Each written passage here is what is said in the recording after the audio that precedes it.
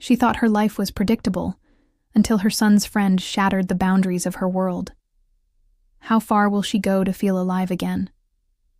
I always thought of myself as a devoted wife and mother. My marriage wasn't perfect, but it was stable, predictable. My husband and I had fallen into a routine of polite indifference over the years. We lived together, raised our kids together. But somewhere along the way, the spark that once connected us had faded into an unspoken distance. I didn't mind. I told myself it was normal. Just part of growing older together. My son James had recently turned 21, and his group of friends practically lived at our house. Loud laughter and the clinking of beer bottles echoed through our living room most weekends, but I didn't mind. It was comforting to see James happy and surrounded by people who cared about him. Among them was a young man named Alex, who stood out for reasons I couldn't quite put my finger on. Alex was tall, with sandy blonde hair and an easygoing charm that seemed to light up the room. He was always polite and respectful, but there was a quiet confidence about him that made me notice him in a way I probably shouldn't have. At 24, he was barely older than James, but there was something about him, something magnetic. It all started one lazy Saturday afternoon. James and his friends were out by the pool laughing and tossing a football around. I was in the kitchen preparing snacks for them when Alex walked in, dripping wet and shirtless. "Mrs. Carter," he said, flashing me that disarming smile. "Do you need any help?" I waved him off, trying to keep my eyes on the platter of sandwiches I was arranging. "No thank you, Alex. You should go back and enjoy yourself." But he didn't leave instead. He leaned against the counter, watching me with an intensity that made my pulse quicken. "You always take such good care of everyone," he said softly. "You deserve to relax too." His words caught me off guard, and for a moment I forgot how to breathe it. It wasn't just what he said, it was the way he said it. His voice low and sincere, as if he saw something in me that I hadn't seen in myself for years. I brushed it off, laughing nervously. "That's what moms do," I replied, trying to keep the conversation light. But the way he looked at me made it impossible to ignore the unspoken tension hanging in the air over the next few weeks. I found myself noticing Alex more and more, the way his laughter filled the room. The way he always found an excuse to linger in the kitchen when I was there. I told myself it was harmless, a silly crush that I would never act on. But deep down, I knew there was more to it than that. Then one evening, everything changed. James had gone out with the rest of his friends, but Alex stayed behind, claiming he wasn't feeling well. I offered to make him some tea and sat with him in the living room, the house unusually quiet, without the usual chaos of young voices as we talked. I realized how easy it was to open up to him. He listened in a way my husband hadn't in years, his eyes never leaving mine.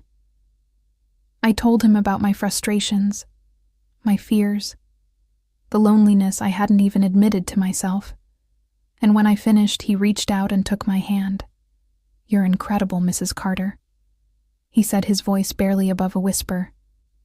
"You deserve to feel alive." Before I could respond, he leaned in and kissed me softly at first, then with a hunger that left me breathless. Every rational thought screamed at me to stop, to pull away. But I couldn't. For the first time in years, I felt wanted, desired, alive. We pulled apart just as the front door opened, and James's voice called out. Panic surged through me as Alex quickly stepped back, his expression unreadable.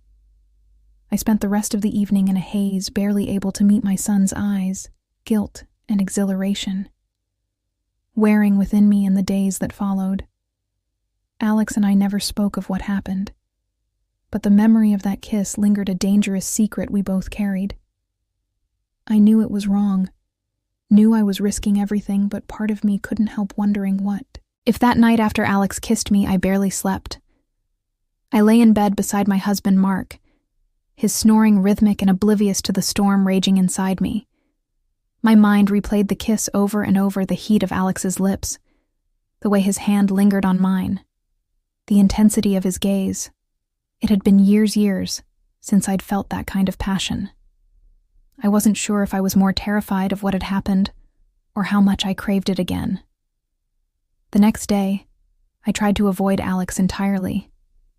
James had a group project, so I assumed Alex wouldn't be coming over. But as if the universe was testing my resolve, the doorbell rang in the late afternoon. My stomach dropped when I opened the door to find him standing there, holding a small box of tools.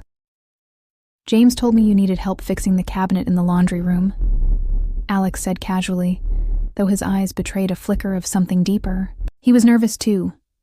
I hesitated for a moment, but eventually stepped aside, letting him in.